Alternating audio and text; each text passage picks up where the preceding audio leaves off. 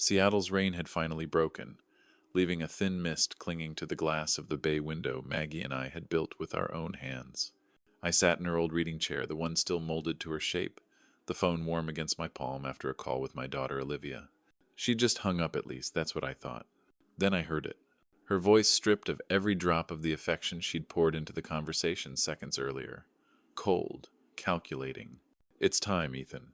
Dad needs to be in a care facility. He's becoming a burden. The words slammed into me, knocking the air from my chest. Ethan's voice slid in next, steady, measured, dripping with greed. That house in Queen Anne could sell for close to $1 million. We could finally get that place in Bellevue. Olivia didn't hesitate, her tone sharpened like a blade. 900,000, easy.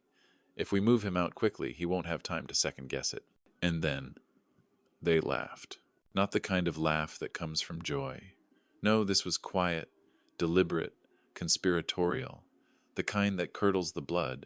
My eyes locked on Maggie's photo above the mantel. Her smile, once my anchor, now felt like a silent witness to my humiliation. This house wasn't just wood and nails. It was decades of sweat, sacrifice, and love. Every beam, every plank, every late night spent making it ours reduced to a number in their backroom deal. They thought I was too old to notice, too tired to fight back. But I've rebuilt my life from ashes before. And this time, I wasn't just going to protect what was mine. I was going to burn their little scheme to the ground. If this story touched your heart, press 1 inch the comments. If you think it could have been handled differently, press 2. And I'd love to know, where in the world are you listening from? Seattle has a way of holding on to its weather. Even when the rain stops, the air clings to you damp, heavy, carrying the salt from Elliott Bay and the faint diesel bite of the ferries. From my living room on Queen Anne Hill, the city stretches out like a living photograph, brick facades, glass towers catching what little light breaks through, and, when the sky's in a rare mood, Mount Rainier rising like a promise. This house has been my anchor for 25 years. A 2-story craftsman, cedar siding weathered into a warm silver, a wide front porch where Maggie used to wave at neighbors, and the bay window she swore we needed. Back then, I was Daniel Whitaker Dan, to everyone 43 years old, a construction engineer with calloused hands and too much ambition for my own good. Maggie was the soul in every nail I drove, choosing the paint colors, sketching her dream garden, standing beside me through every midnight of hammering and sanding. We didn't hire crews. Every board, every coat of paint came from us. I can still smell the sawdust from laying the oak floors, hear Maggie humming to the radio while sunlight caught in her hair. I built her a reading nook so she could drink tea in the afternoon glow. She called it her little harbor. Olivia grew up inside these walls.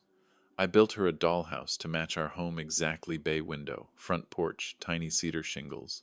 She spent winters curled up by the fireplace, summers barefoot on the grass while Maggie tended her roses. I paid for Olivia's degree at the University of Washington, in full, no loans, no debt. When she wanted the kind of wedding that could have bought me another house, I worked weekends for half a year to make it happen. She called me the best dad in the world that night, her head on my shoulder as we danced. Ethan came later, polite, ambitious, polished in all the ways that made me wary. Maggie liked him, so I gave him a chance. When he lost his job in finance, they moved into my guest room just for a while. That while became months.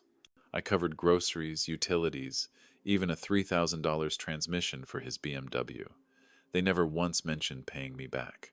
When Maggie died 2 years ago, cancer hollowed the house as much as it hollowed me. Her lavender sachets still hang in the closet. Her reading glasses still sit folded on the nightstand. I kept it all because changing anything felt like erasing her. Olivia still calls a couple of times a week. She asks if I'm eating well, reminds me to use the grocery delivery app she set up. I tell her I'm fine.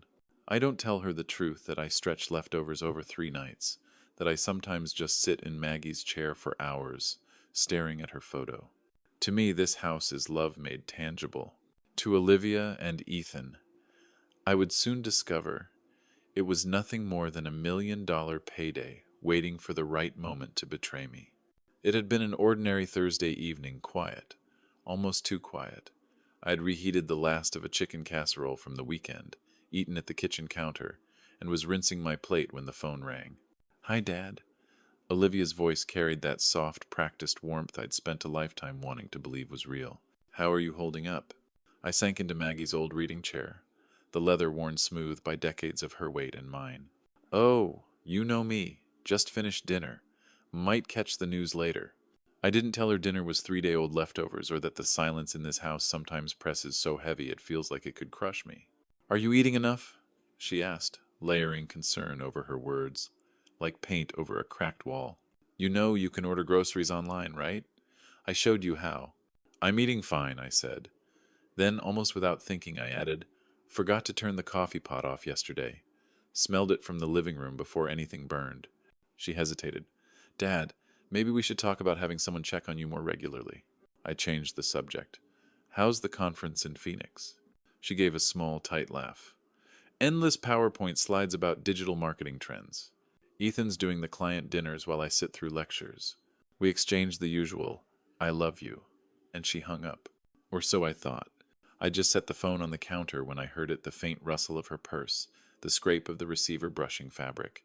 Then her voice again, different now, cool, calculated. Ethan, you see how he's slipping? Forgot to turn the stove off yesterday. What if he burns the house down? My hand froze midair. Ethan's voice slid through, steady, deliberate, like he'd been waiting for this moment. It's time, Liv. He's a good man, but he can't live alone anymore.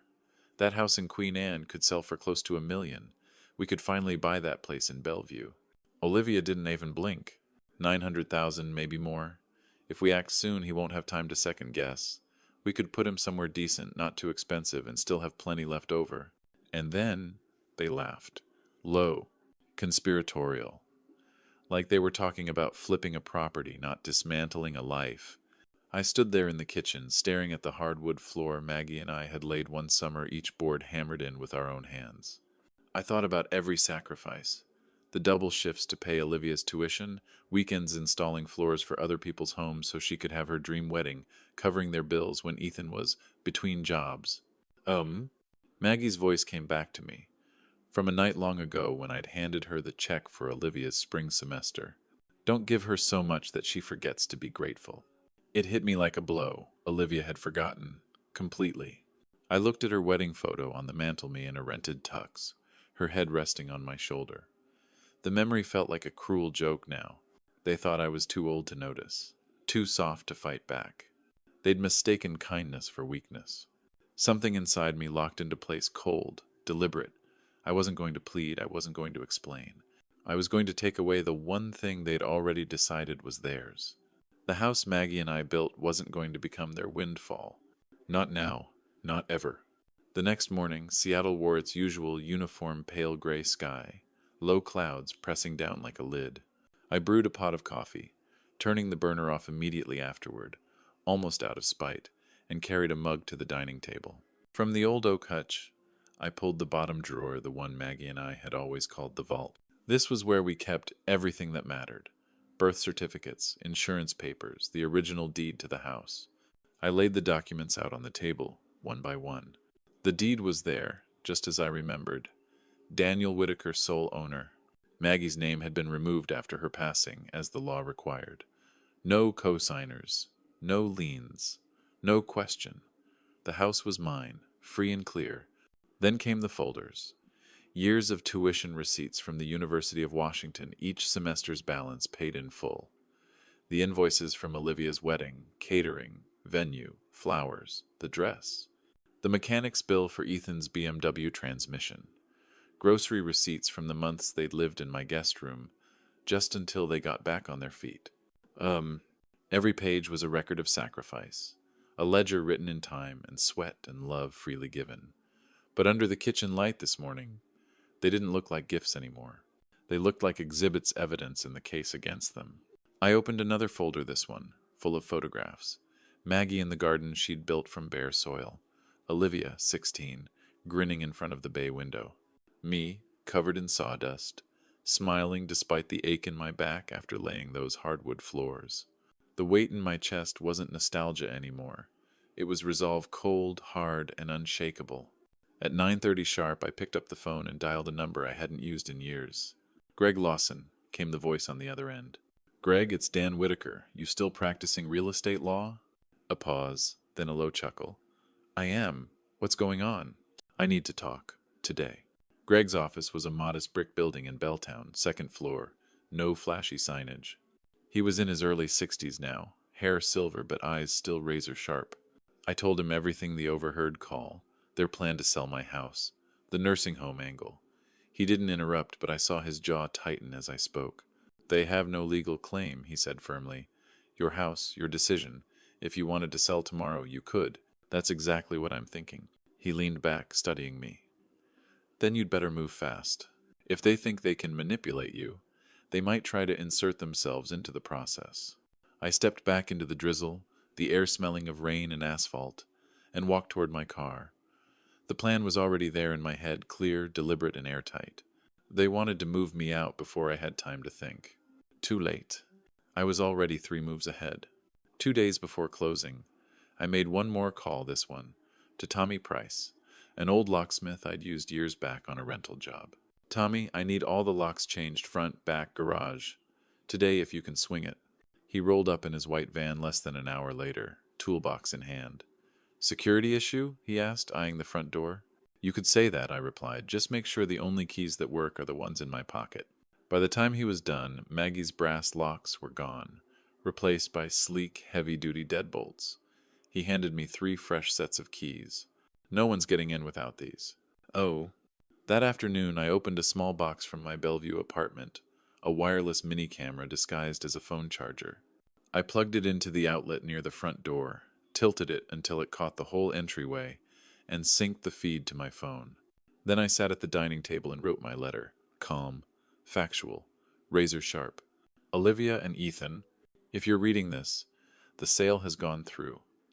$890,000 is in my account. I've moved somewhere I'm valued, not tolerated. Your belongings are at Puget Sound Storage. You have 30 days before fees begin. I gave you everything I had. You repaid me with betrayal.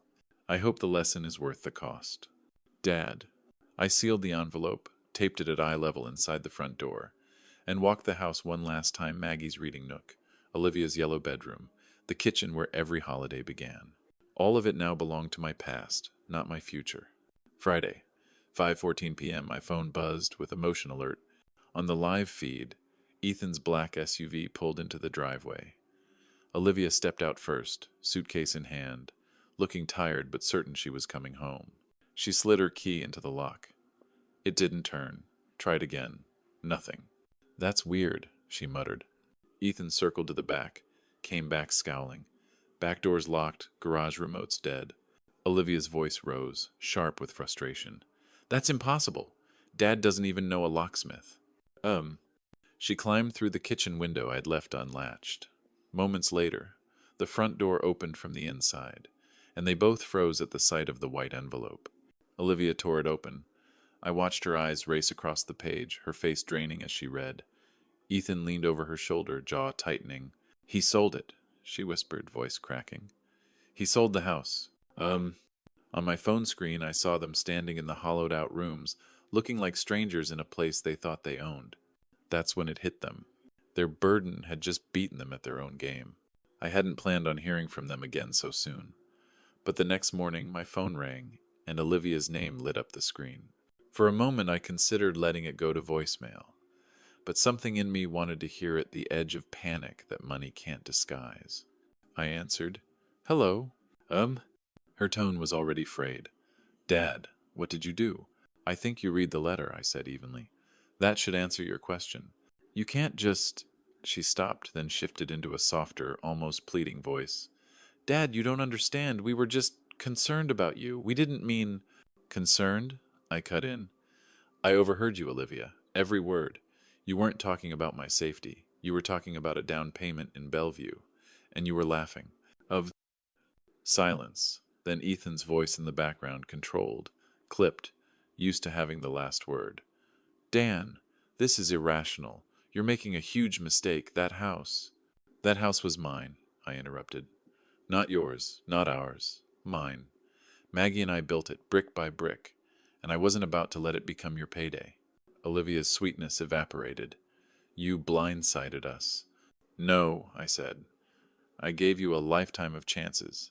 Paid for your tuition, your wedding, your bills, covered Ethan's car repairs, his months without work.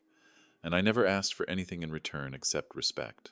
You sold that for a price you thought I'd never hear discussed. You're overreacting, Ethan began, but I cut him off. Overreacting? You plotted to put me in a facility so you could sell the only thing Maggie and I ever built together. You thought age made me weak. Turns out it just made me patient. Another silence. Then Olivia's voice cracked. We were under pressure. Ethan's business. This isn't about Ethan's business, I said. This is about you forgetting who you are. Or maybe I just refuse to see who you've become. Her breath hitched. So that's it? You're just cutting us off? I let the quiet stretch before answering. I'm cutting off the part of me that kept hoping you'd see me as more than an ATM. The rest, that's on you. Ethan's voice came again, quieter. Where will you go? Somewhere I'm respected, I replied, and somewhere my coffee pot can stay on all day without becoming part of someone's sales pitch. A pause. Then the flat click of a call ended no goodbye, no apology. I stood at the window of my new Bellevue apartment, the late morning sun breaking through the evergreens. I should have felt triumphant. Instead, what I felt was cleaner than victory closure. Later that week, Mike Harlow called to confirm the sale had closed and the funds were wired. I transferred a portion into a trust in Maggie's name, earmarked for community scholarships kids who'd never had someone pay their tuition without strings attached. That night, walking the wooded path behind the apartment complex, I passed a young couple on a bench, their toddler wobbling between them. The mother's laugh was bright, the father's hand steady at the child's back. For the first time in weeks, I smiled without effort. Olivia and Ethan might never understand what they'd lost. But I knew exactly what I'd gained: freedom from the weight of people who measured love in dollar signs. And I intended to spend every day I had left without that burden. The following Sunday morning, I found myself at Sunrise Roasters, the little cafe Maggie used to love, tucked between a bookstore and a flower shop in downtown Bellevue. The place still smelled like roasted beans and fresh pastries. The barista, a young woman with kind eyes, remembered my order after only 2 visits. I took my coffee to a corner table by the window, the one where Maggie always liked to sit. Outside, rain beaded on the glass, blurring the edges of the street. I watched it trail down in rivulets while my thoughts wandered back over the last few weeks. The shock of hearing my own daughter plot against me. The quiet satisfaction of moving faster than they ever imagined. And the moment I taped that letter to the inside of my old front door, knowing they'd have to read every word standing in the empty house they thought was already theirs. It hurt, God. It hurt to realize that family could treat you like a problem to be solved instead of a person to be loved. But sometimes the hardest truths are the ones that finally set you free. I pulled out my journal and wrote slowly, deliberately. I am not a burden. I am not an asset. I am a man who built something worth keeping, and I choose where it goes. That was the real victory. Not the money in my account, not the new apartment, but the fact that I had reclaimed my dignity before they could quietly take it from me. If you've ever been underestimated by family, by friends, by anyone you know, the temptation to shrink back, to let them write your ending for you. But you don't have to. You can stand up even when standing means walking away. I left the cafe with a warm cup in my hand and cool rain on my face, feeling lighter than I had in years. The lesson? Protect what matters, even if you have to protect it from the people you love. And never let anyone decide your worth based on what you can give them. Because once you remember your value, no one can take it from you unless you let them.